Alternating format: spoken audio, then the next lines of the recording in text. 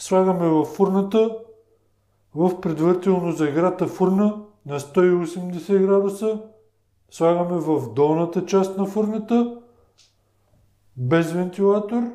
Ще печем около 1 час някъде. Трябва хубаво да се зачерви всичко, да стане златисто.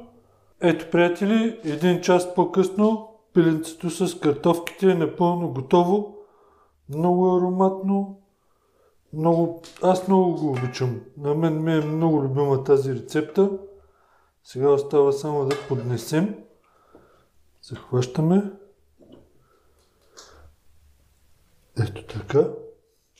Има си и чорбичка с масълце и с бяло винце. Просто чудно. Картофките са се изпекли много добре.